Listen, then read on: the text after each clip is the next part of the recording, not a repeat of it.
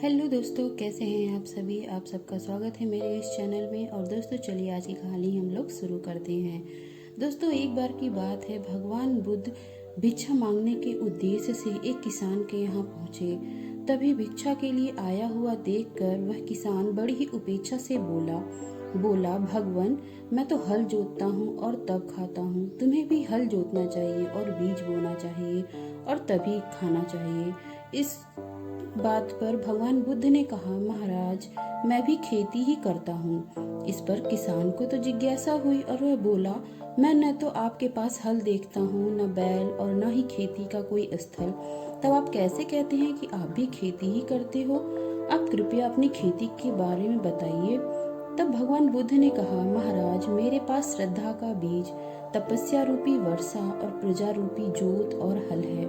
पाप भीरुता का दंड है, विचार रूपी रस्सी है, स्मृति और जागरूकता रूपी हल की फाल और पैनी है।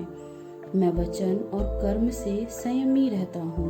मैं अपनी इस खेती को बेकार घास से मुक्त रखता हूँ और आनंद की ही फसल काटता हूँ।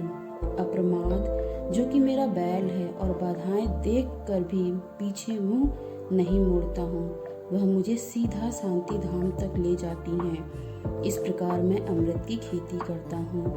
इस तरह से एक ज्ञान रूपी प्रकाश हमेशा चारों ओर फैलता रहता है। तो इस तरह से जो किसान था वो बुद्ध भगवान की बातों को समझ गया और उसने जो भी उसके पास था उसने उनको भिक्षा के रूप में दिया। और वह भी समझ चुका था कि असली अमृत की खेती क्या है।